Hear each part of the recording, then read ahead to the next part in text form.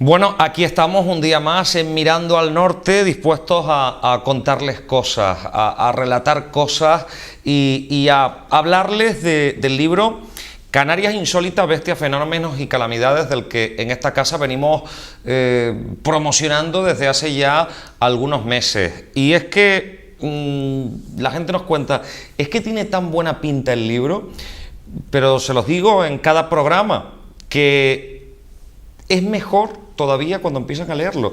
Y además es un libro que pueden empezar a leerlo desde el final hacia adelante, que por el medio, cualquier página que abran, siempre encontrarán una ilustración y una historia. Y así, 50 de toda Canarias, desde fenómenos meteorológicos adversos, pasando pues por bestias que ya no se encuentran y por curiosidades que nos van a hacer ver que Canarias sigue siendo una tierra, en muchos casos, insólita, única, en ocasiones despiadada.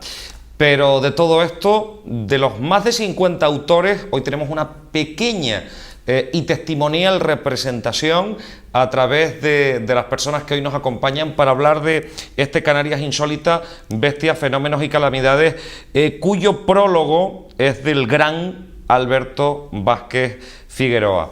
Tengo ya conmigo aquí en el plató de Mirando al Norte a Juan Francisco Delgado. Con él me veo cada 2 años aproximadamente. Juan Francisco, gracias por estar con nosotros. Muchas gracias a ustedes. Y con Cirilo Leal cada 3 o 4. Cirilo, gracias por estar con nosotros. Gracias a ti, Dani.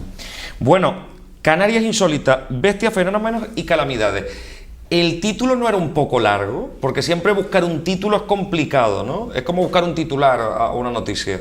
Pues sí, la verdad que le dimos muchas vueltas, muchos meses, pero tras hablar con los distintos departamentos, porque participan prácticamente más de 50 profesores de las 2 universidades y cronistas investigadores, el primer título de todo era dedicado a las bestias, a los grandes animales. Pero dijimos, bueno, ahí queremos superar al anterior, que era el de Enigmas y Tesoros en Canarias, misterio que tenía 50 historias. Tenemos que superarnos en cada libro y aquí tenemos que sacar un poco más, que logramos 55. Entonces, pues vamos a elegir las cosas más raras y vamos a elegir también las calamidades, las plagas, las epidemias más mortíferas y algunos fenómenos extraños, pero dentro de la línea científica. Entonces, pues al final salieron esos 3 títulos, pero el primero era dedicado a los grandes animales y así fue que la primera parte del libro está dedicada a estos grandes animales que existieron en la antigüedad.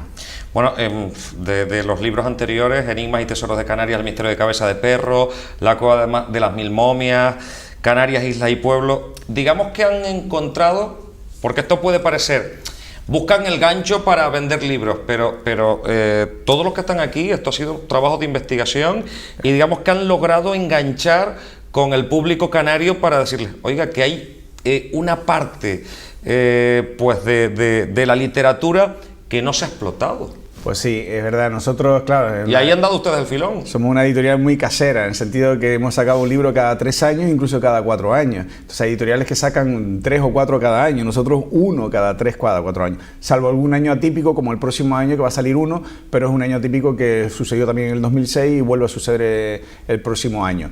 Pero es raro, porque ya está trabajando una gente en otra cosa en concreto, más de la isla Tenerife específico. Pues sí, pues realmente reunir a todo un equipo no es fácil y realmente estas 55 historias pues ha sido esos casi 4 años de trabajo y realmente es mucha documentación y enganchar a la gente para decir, pues estos son historias todas científicas, basadas en hechos verídicos, con documentación, aquí ni nada de esoterismo ni cosas raras de ciencia ficción. Entonces la gente ha valorado eso, que vaya siempre en la línea científica, que vaya siempre en que esto se puede demostrar y que la historia que cuentas tú de una epidemia de rabia en 1764, pues que lo que pasó a la gente y que las gallinas se atacaban en el gallinero, que si el perro se llegó a devorar niños, pues que esto es verdad porque está documentado. Y entonces, pues claro, eso le gusta a la gente. O sea, que lo de la rabia no es solo de las películas de Walking Dead. Pues no, aquí hay una epidemia de rabia. Existió de verdad y afectaba a ese nivel. Exactamente, aquí en 1764 hubo una epidemia de rabia donde Daniel García Pulido, que trabaja en el fondo antiguo de la Biblioteca de la Universidad de La Laguna, Laguna y es especialista sobre todo esto. Con él hemos contado muchas veces para reunir documentos excepcionales, como el de la Cueva de las Mil Momias, que fue el que localizó él, el contenido, lo que tenía la cueva. Pues aquí también pues, ha reunido en una historia de una página y media que impresiona, ¿no? Que los perros llegaron a devorar entre ellos mismos, que la gente tenía pánico porque si un gato con la rabia o el perro te podía atacar, salían con palos en algunas zonas para salir en grupos. ¿Y cuando afectaba a las personas?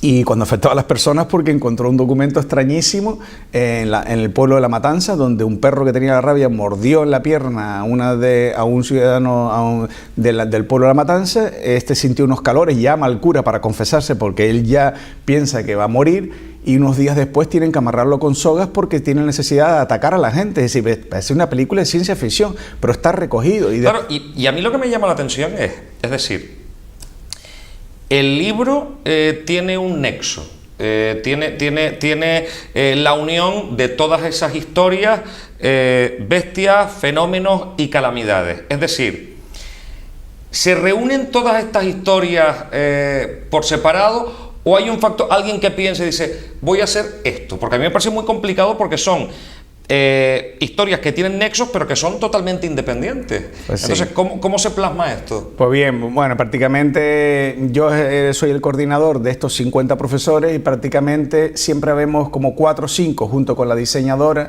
que vamos uniendo y vamos dándoles, porque incluso quedaron 16 historias fuera y entonces teníamos más cantidad de 55, pero para darle esa unión, pues entonces ya nosotros, los que estamos más al tanto y hemos coordinado todos los días con el trato directo, que cuesta mucho de tratar con 50 personas de todas las islas, pues entonces ya vamos dándole la unión a esos 3 grandes temas y se logró así también, sí. Ahora iremos a hacer un repaso por algunas de las historias. Juan Francisco, estamos viendo imágenes espectaculares, por ejemplo, la que más ha llamado la atención, que es la portada del libro, es la del tiburón El megalodón, sí. ¿Se llama megalodón? Megalodón es el nombre científico, el cacharrodon megalodón. Y prácticamente esta foto viene de Estados Unidos, del Museo Virginia, porque había circulado, pero aquí en España muy pocos o casi nadie tenía los permisos. Entonces nosotros, para una publicación de este tipo donde participan los 7 cabildos del gobierno de Canarias, no podíamos cogernos las manos, teníamos que hacer las cosas bien y se pidió los permisos. Y esta es una paleontóloga que trabaja ahí, Karen Carr, que es la que ha hecho esa reproducción de cómo pudo ser el megalodón y cómo se tragaba a las presas por la parte trasera, porque se han encontrado restos de las colas y las mandíbulas, cerca de las mandíbulas, y entonces ha llegado a hacer una reproducción de cómo pudo ser esta gran bestia que llegó a medir entre 20 y 23 metros de largo, 100 toneladas de peso, una boca de 2 metros de ancho por 1,80 de alto, que cada mordida del megalodón suponía casi 300 kilos que desgarraba de la presa de una sola mordida. ¿Estaba por aquí, por Canarias?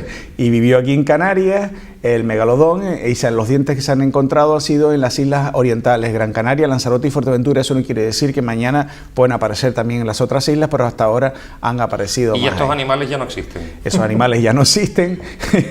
Eso de que hay muchas películas de ciencia ficción que hablan de que si puede seguir existiendo algún megalodón, pues no. El megalodón es un tiburón grande. Exactamente, es como decir...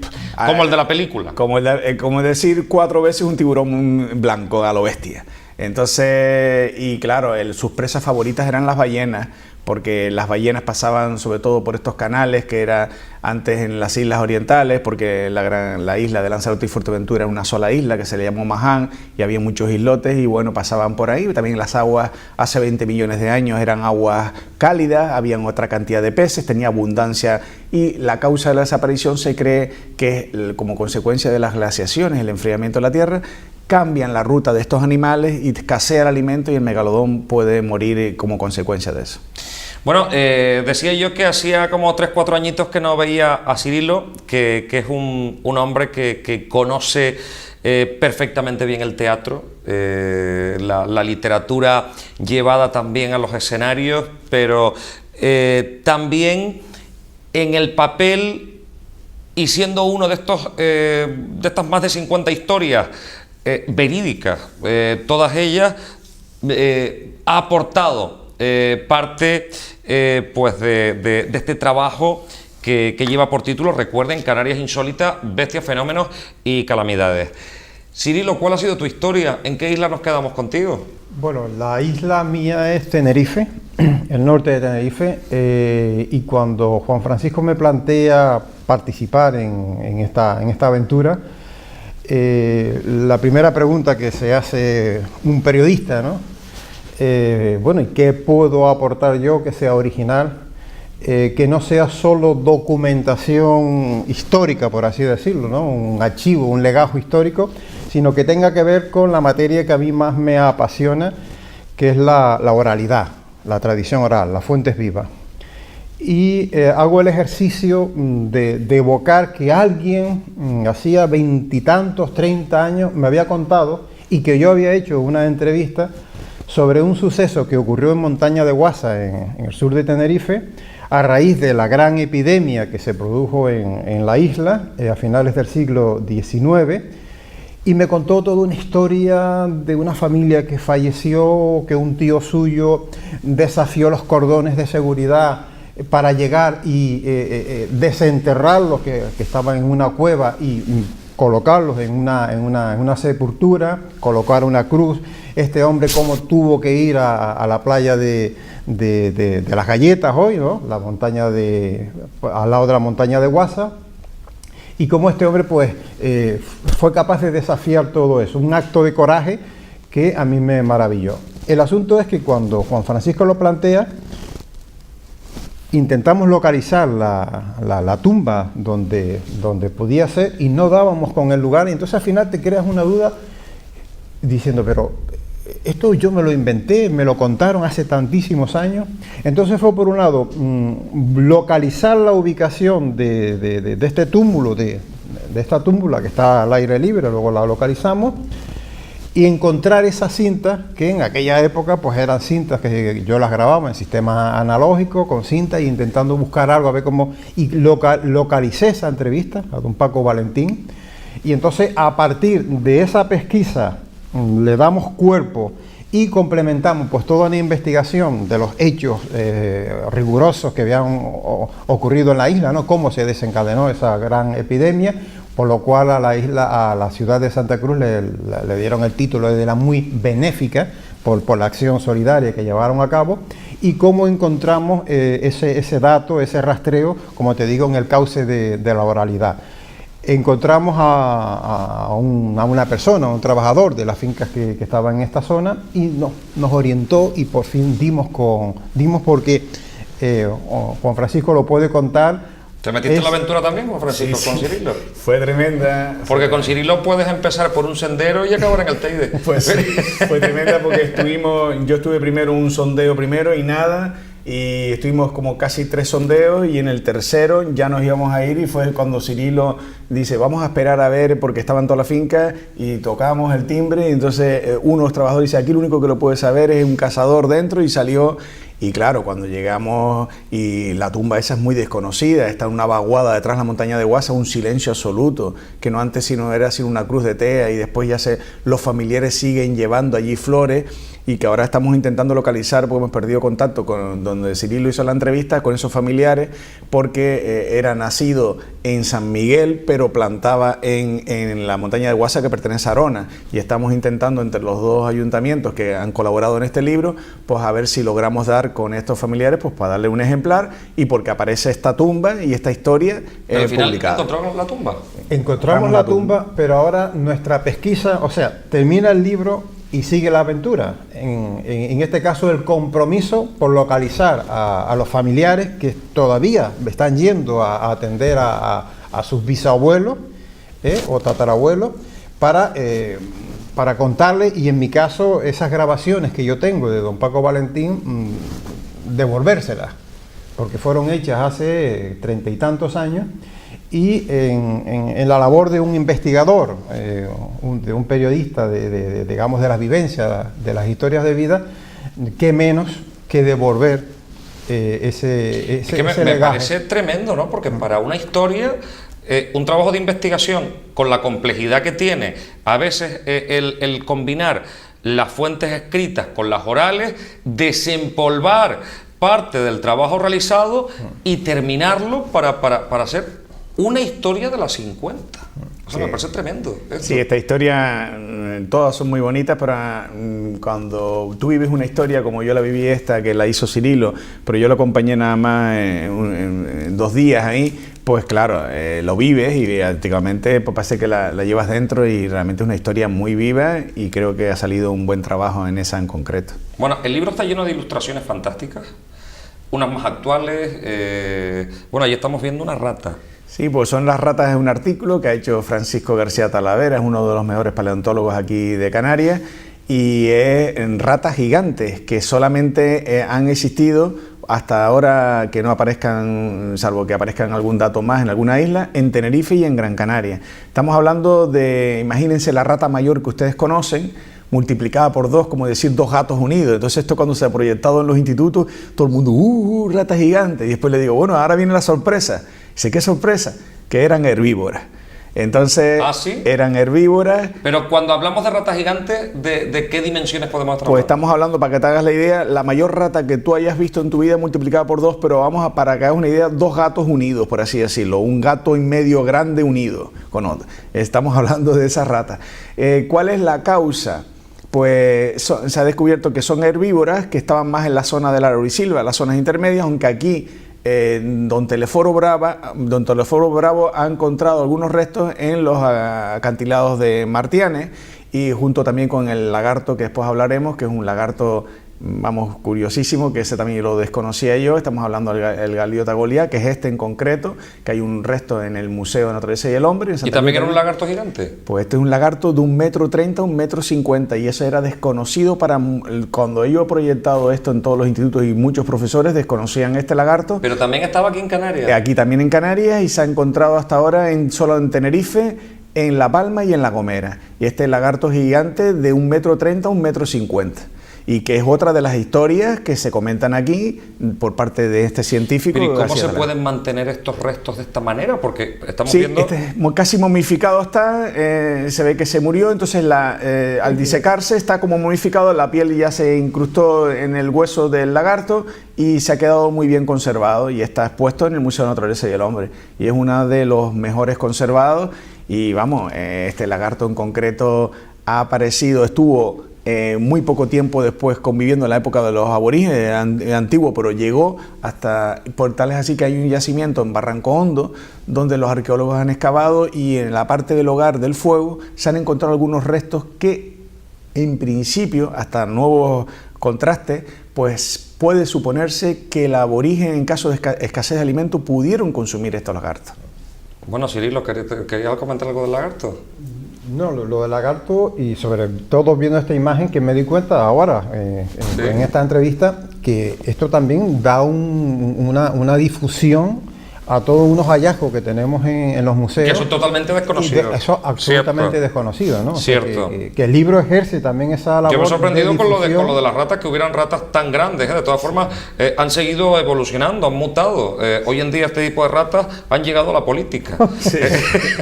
Bueno, sigo. Ya les decía yo que abrir el libro por cualquier página era encontrarnos con una historia apasionante. Y abro el libro y me encuentro Aizouragán, el lugar donde se helaron las gentes. En este caso es un texto de Jesús Manuel Lorenzo Arrocha. Pues bueno, en este caso es una historia de La Palma, el autor, porque son más de 50 autores y de cada isla hay una serie de autores.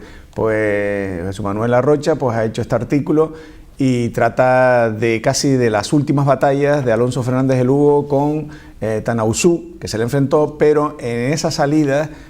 por eso dice el lugar donde se helaron la gente, los aborígenes de Gran Canaria, los venahoritas, pues salen en dirección como para realizar una de las batallas a Alonso de Lugo y les coge un gran temporal y por ahí se helaron muchos de estos aborígenes y murieron allí. Bien. Y después, pues prácticamente ya sabemos la tradición que hizo Alonso de Lugo, que había pactado un tratado de paz con Tanausú, no lo respetó y después lo llevó encadenado hacia Castilla, pero bueno, ese sería Tengo una otra historia. que yo pensaba que esto era solo de Piratas del Caribe. Sí. Pero del kraken y de otros monstruos marinos, crónicas de calamares gigantes, ballenas y peces raros en las costas canarias. Pues sí, también es uno de los autores, Manuel Poggio, y que es cronista oficial hoy de Santa Cruz de la Palma, y él con otro compañero que trabaja en el Museo Canario de Las Palmas de Gran Canaria, pues han hecho una evolución de todos los grandes animales llegados a las costas de Canarias, algunos que no existían las cámaras fotográficas, recogidos por conversación, tradición oral de los abuelos, o que han dicho, pues mira, llegó un animal con estas características y hoy no se ha sabido catalogar en la especie, pero se habla de todo, desde el kraken de la mitología, el pulpo gigante que atacaba a los barcos, que ese es más mitológico, a otros grandes animales. Pero por ejemplo ahora el que estamos viendo, esa sí es una historia que a mí me impresionó. Estamos hablando 1861. Un barco francés a 40 leguas al norte de Tenerife, uno de los marinos ve una mancha en el océano. Se acerca al barco, el capitán se llama Boyer. Entonces, ¿qué hace? Cuando ahí no se sabe muy bien si fue que dispararon, porque ya vieron que era un calamar gigante, dispararon algún arpón, el calamar sembraba más y están 3 horas tirando arpones para capturar el calamar. El capitán teme por la vida de los marinos, está recogido en el diario del capitán. Solamente cogen una pequeña parte y la otra huye. Y esto fue una gran expectación en 1861 en el puerto de Tenerife. Pero la importancia de este artículo, como dice la autora, que en este caso es Fátima Hernández, que es la actual directora del Museo de las Ciencias Naturales del Museo de Naturaleza y el Hombre de Santa Cruz de Tenerife, es que se extendió por toda Europa, que aquí en Canarias había atacado un calamar a un barco y que el calamar gigante ya no era mitología, que era verdad, que el calamar gigante existía, porque hasta esa fecha pues hablaba de leyendas, como el kraken, que sí es una leyenda, pero el calamar gigante ya vemos ahí que realmente ponen los pelos de punta. 3 horas atacando con arpones y que el calamar no teme por la vida del barco, y tal es así que al calamar después se le llama Boyer en nombre del capitán francés Boyer, ¿no? Hay enfermedades plagas, en este caso, que han acabado con gran parte de la población, en muchos casos en Europa, hasta la mitad de la población en muchas zonas, como es la peste. En Canarias, al ser islas y en aquellos momentos no saber controlar algo que empezaba a costar vidas humanas y que tenía una serie de signos y que era auténtico pánico en la época. Y abro el libro y me veo que también Canarias tuvo que enfrentarse también a la peste. Pues sí, sobre todo en estos siglos XVI y XVII, 1500 y 1600, pues hay auténticas epidemias que llegan bueno, muchas Los veces. Realejos es un símbolo, ¿no? A través de San Vicente con el tema de la peste, muy conocidos, y se le sigue realizando el pago con el paso del tiempo, pero fue tan mortal como en Europa, aquí en Canarias. Pues hombre, claro, aquí en algunos sitios en concreto, cuando llegan barcos que traen esto, pues está claro que en los sitios donde hay más población, porque esto, cuando más unida está la población, más hace efecto. Cuando más dispersa está la población, menos, porque tal es así que siempre se ha estudiado cuando vienen las epidemias de peste, que la gente que hacía, la gente rica, dinero, que vivía en las grandes ciudades, huía al campo, porque era un lugar de refugio, porque sabían que era una forma de un poco poderse escapar, porque cuando estaba la población así más desunida en el campo, era una forma de ir a ese sitio para un poco apartarse y que no les llegara esa epidemia brutal. Pero de todas esas epidemias también es verdad que también han sido mortíferas, pero hay artículos sorprendentes como el de las plagas, porque también están las epidemias mortíferas y las plagas, ¿no? Que siempre hemos oído hablar, las plagas de langosta, las plagas de cuervos en Fuerteventura o plagas de ratas en Fuerteventura. Pero las plagas de langosta que afectó a todas las islas de Tenerife, tus abuelos y bisabuelos que te cuentan, ¿no? Pero hay una de Gran Canaria que a mí me impresionó, porque está fechada en 1831, donde la plaga de langosta aniquila casi toda la vegetación en Artenara, y el cura se dirige al pueblo, preparándolo durante unas semanas con novenas y rezos y ayuno, para después dirigirse en procesión a una montaña. Allí se dirige en procesión, hace un exorcismo, eso está escrito, recogido en los documentos, a los 4 puntos cardinales, regresa al pueblo y al día siguiente todas las bolas de langosta muertas por todos los caminos. Y por eso la historia esa a mí me impresionó, porque el autor José de Luján, que es cronista oficial de Artenara, comienza muy señores míos. Cuando abres el título de esa historia es muy señores. A mí me chocó, dije, ¿será que le falta una página y se despistó este hombre? No, es una carta dirigida también después al obispo diciéndole que reconociera aquello como un milagro debido al esfuerzo que había hecho con todos sus feligreses para hacer, y entonces ya le contaba todos los males, el hambre que estaba pasando ahí en ese pueblo, que había escasez, un poco para que el obispo tuviera presente que el pueblo y él estaban haciendo muchos sacrificios y que habían logrado ahuyentar la langosta con ese exorcismo, ¿no? Es curiosísimo, ¿no? Bueno, y terminamos porque hay una cosa que escuchamos siempre a nuestros padres, a nuestros abuelos, hablaba Cirilo antes de esa tradición oral, y son el tiempo, los fenómenos meteorológicos adversos, que contra eso es muy complicado luchar, y siempre escuchamos, es que antes llovía más que ahora, ¿te acuerdas la tempestad? Es que antes era peor que ahora el tiempo. ¿Qué dicen vamos a ver, los autores? Hay un artículo de 3 geógrafos del departamento de la Universidad de La Laguna donde prácticamente se hace un balance de las grandes precipitaciones, de los grandes temporales, de las grandes épocas de calor con muertes, que a veces nosotros siempre hablamos de los temporales de lluvia y de viento, pero a veces no hablamos de las épocas de calor fuerte, y ahí pues se hace un balance de todo, desde el delta hasta el gran temporal, que fue casi más mortífero que el delta. Estamos hablando del de 1826, donde 700 casas destruidas, 300 muertos en la isla de Tenerife, y ese fue brutal. Y entonces lo que se dice es que el clima está cambiando. ¿Cuándo hemos tenido un año tan seco que está afectando a toda la península y tal? ¿Cuándo hemos tenido un noviembre de esta manera? ¿Qué quiere decir? Que el clima está alterado, bien por las contaminaciones, y que lo que se había hablado del cambio climático está siendo un hecho. Y que tanto puede producirse un diciembre ahora, venir con grandes lluvias torrenciales, como que la primavera y el otoño no está coincidiendo como hemos visto antes. Y que después, a lo mejor pasado unos años, pues vuelve otra vez todo a su cauce. Pero que está esas desigualdades que se están notando y que no eran, que antiguamente podía haber algunos meses un poco raros, pero ahora se está viendo con más frecuencia, y eso no es normal.